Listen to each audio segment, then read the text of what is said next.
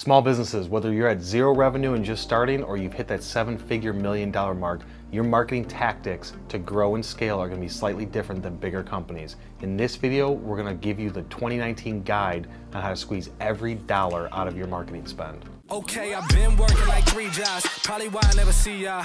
Probably why I never have time for the fake friends that won't be ya. Been ballin', but it's looking like they took a time out. Okay, I'm working on a Wednesday, then up again the next day. So-and-so is popping, man, I skip him like he leg day.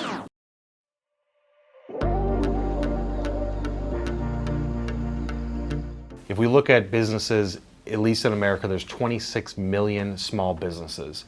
And whether the stats say that, 50% stop after 2 years or 5 years or whatever those stats are, if you look at the main problem, the main reasons why businesses fail is typically because of sales. The reason for that is because if you're an owner-operator, you can't run the business and do all the sales and do the work and hire the team and do all that stuff. And then once you bring people in, you're still going to have to run the business, make sure that the customers are happy, whether it's a product or a service that you're offering, and still do revenue and sales and marketing and all that stuff. So there's just too much to handle. That's why a lot of companies will have two partners. One person is the operations guy, the other person is a sales or marketing person. So if you look at the reason why companies fail being sales, you have to try and develop a strategy of how you're going to scale and how you're going to be consistent early on, so that way you don't reach a point where you hit that plateau and then you're kind of scrambling to try and develop this strategy and walk through these different steps that we're going to go through while you're trying to run the business. Because what's going to end up happening is you're going to reach a point where you don't have enough revenue, you're not growing fast enough, you're too busy focusing on the client side, and then you're going to have to take a step back and focus on the sales side, which then the clients won't get the service. So it's just a hot mess. So it's a different strategy when you're looking at a larger business, a larger corporation that has a bigger budget versus you small businesses. You have to be extremely nimble and frugal with your spend. You have to know exactly what steps you want to go through. You want to know what's important and what's not. You're hearing all this stuff out there about you should try this, you should try that. We're going to walk through the 5 tips to make sure that you don't get to that point where you're 1 year, 2 year, 3 years down the road and then your business has to close because you don't have revenue. So we want to build the foundation strong in those pillars, and then that way you can continue to scale it, and it's just a machine that you keep having fed, so that way you don't have to worry about it as much. So starting with the first thing is going to be your website.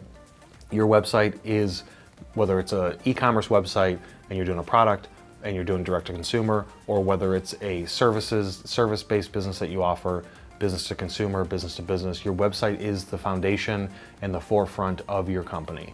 This is what people are going to do, and the experience that they get once they go to your website is going to then determine whether or not they want to learn more and potentially reach out to you and fill out a call to action or pick up the phone and call you.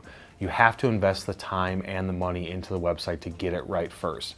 The main 2 aspects that you need to focus on being a small business is, number 1, nobody knows about you. So you have to focus on SEO.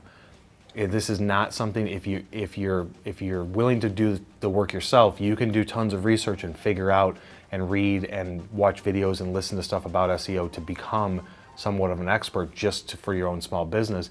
Or if that doesn't interest you, you need to bring somebody in from the outside that knows this, because from the beginning, once you have that URL, that domain, you have a trust score of 0.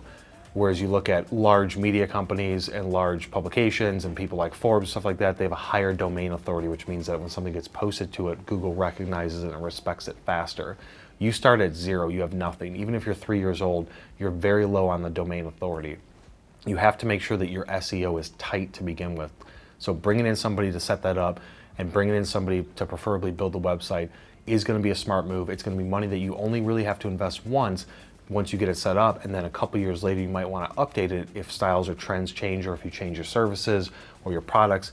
That's perfectly normal in the small business world. But investing the money, don't get sticker shock when somebody says, especially an agency says, it's going to be $3, $4, $5, $7, $10,000 for your site.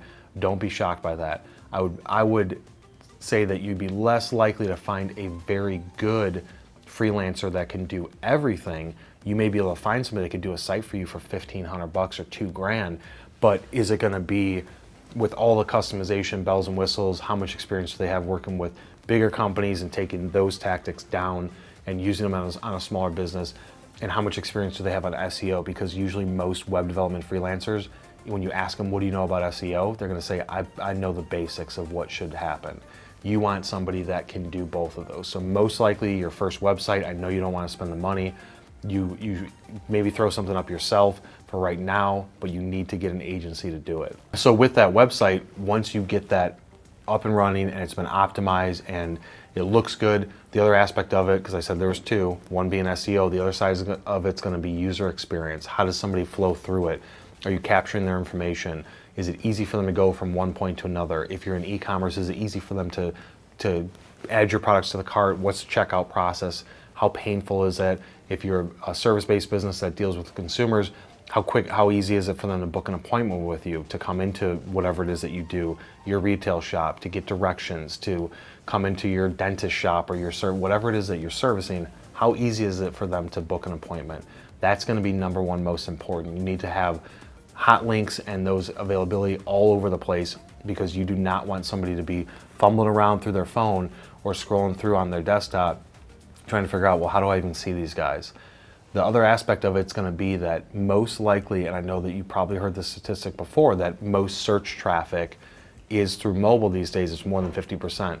In your space, if you're doing services to consumers or if you're doing products to consumers, it is most likely more than 50%. Some of the B2B stuff, it is not. So don't always believe that.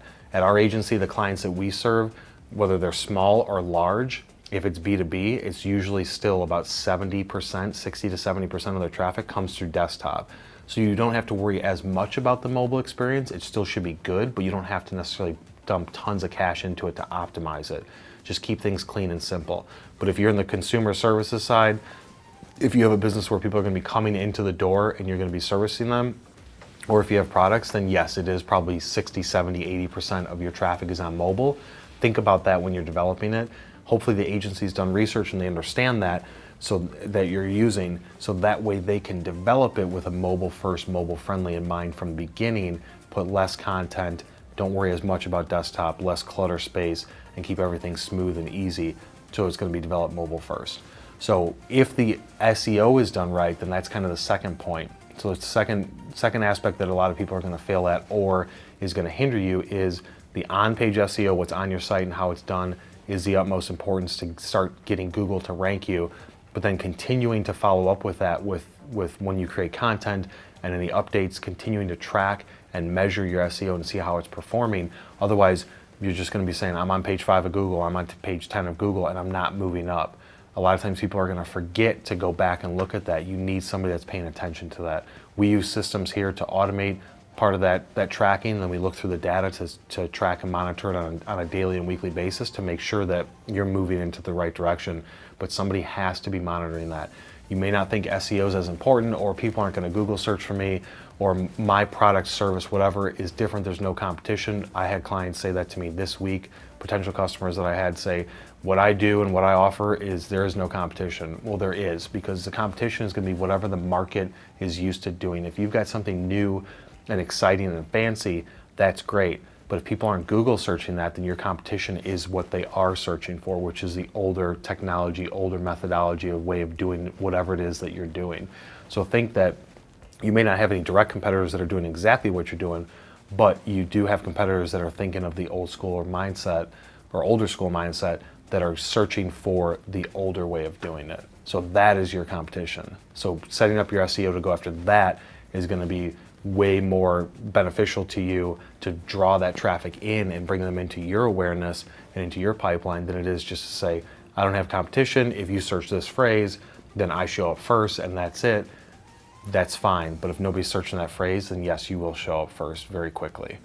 The next area you're going to want to get into is the social side. So whether you're B2C, B2B, there is going to be a different play here, whether it's LinkedIn, Facebook, or Instagram kind of as the pillars. Forget about Twitter.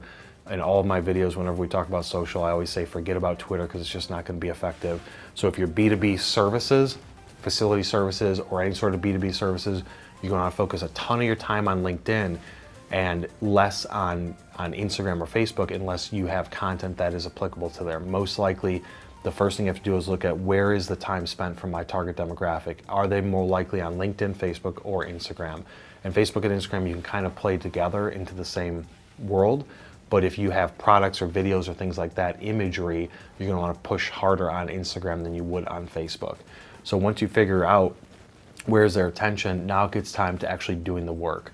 At the end of the day, all these points have the same thing in mind.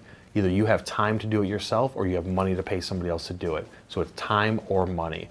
If you don't have the time to do it yourself, then get ready to spend some money to have somebody do it for you, but don't nitpick over the fact that you're paying somebody to do it and that you could do it better. If you're going down that path, which a lot of small business owners will do, is they're going to say, you know, I could do it better, then just do it. Don't bitch about it. Just do it and see if you could do it better than whoever you're using. But if you don't have the money to spend, you're doing it yourself, think of it like this. You need to do multiple posts a week on social. This doesn't have to be anything crazy fancy to start off with, but if you are an established business, you need to have custom branded graphics, which is an image with words on it, and things are blurred out, and there's colors, and there's a logo, and you're trying to get that brand awareness out there. That needs to be done on a weekly basis, and you need to be posting multiple times a week to get that brand awareness and consistency out there, because you're not going to be drawing new people in if you don't already have content up there. Posting once a week isn't going to work. Posting cheesy videos or cheesy memes or images of a movie with text on it, that is not going to be as effective. It may seem cute and funny, most likely you're going to get not that much engagement. If you're starting off and you don't have any followers, then you have to hustle to get followers. On LinkedIn, you use your personal LinkedIn to push your company page to get followers. For the B2B guys out there, for B2C, you're going to want to run a light Facebook ad campaign.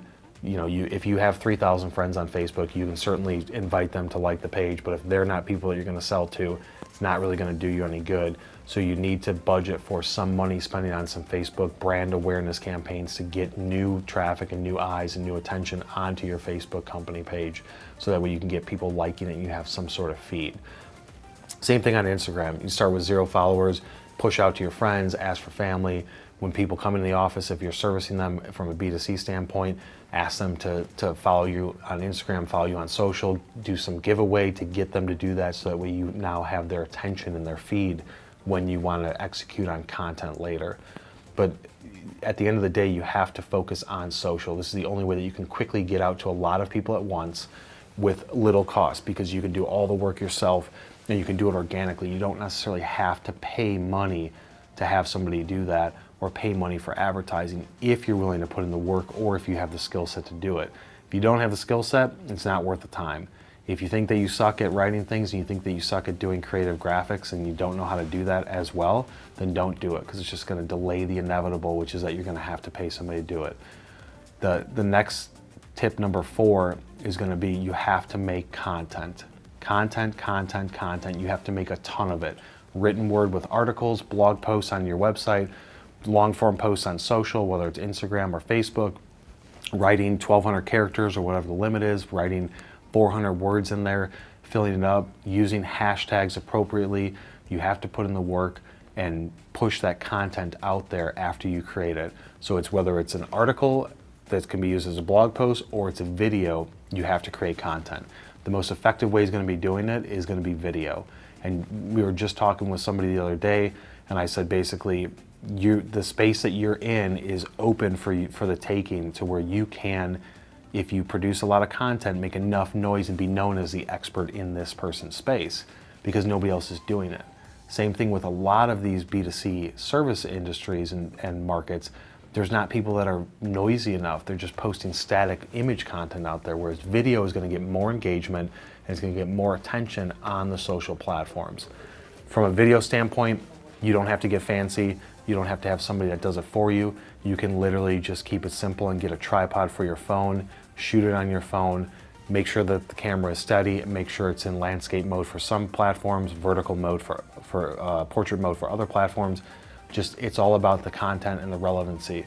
Don't worry about it being lengthy. You can get there. Start with something that's a minute long, 30 seconds long, 2 minutes long, and just work your way up. It's going to be weird at first being on camera, but once you get over that and you realize that that is really what you look like and that is really what you sound like, and those weird things you do with your hands and your face is part of you, and stop critiquing yourself, Focus on the quantity of content you can make, not the quality. It does not have to be perfect, because you want to push out as much as possible. If you're a new business, you're starting from zero. Even if you're an established business and you have no brand awareness on these platforms, you're essentially starting from zero. You have to make a lot of content. Once you make that content, the fifth point is going to be the distribution of the content.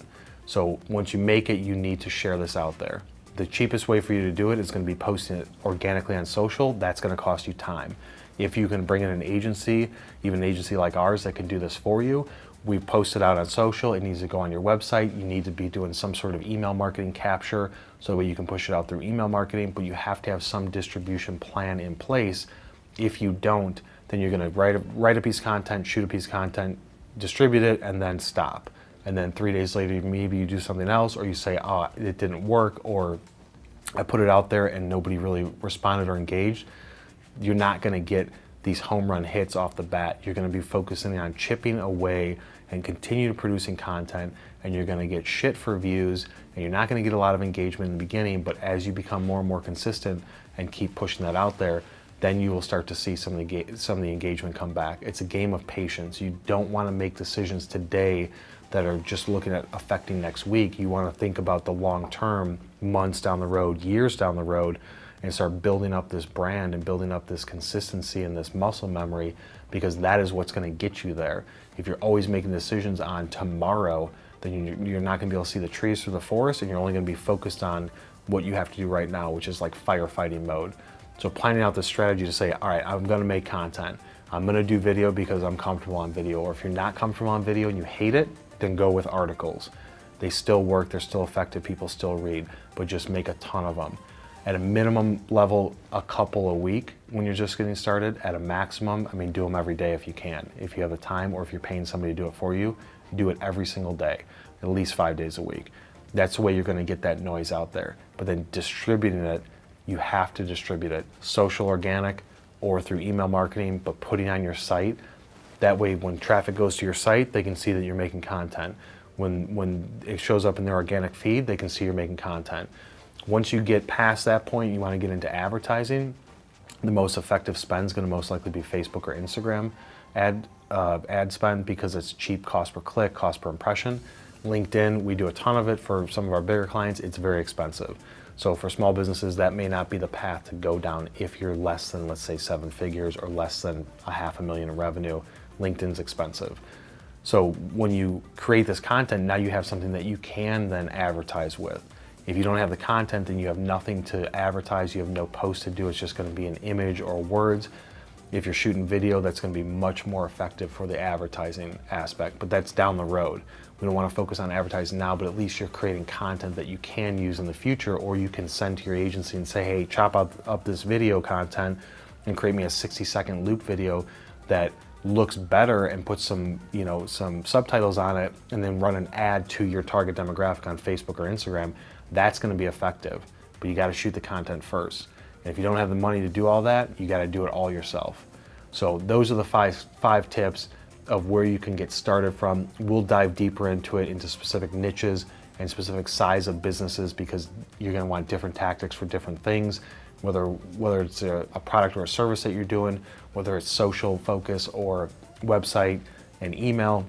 There's a lot of different ways to skin this cat, but this is just to get you started looking at, all right, in 2019, what do I need to change? Or if you just started your business, what path should I go down? Hopefully these 5 tips brought you some sort of value. So if it did, hit that like button. If you guys have questions or want me to dive deeper into a subject, leave them in the comments below, and we will see you on the next one. You didn't do the, okay. I look for that now. Okay, cool.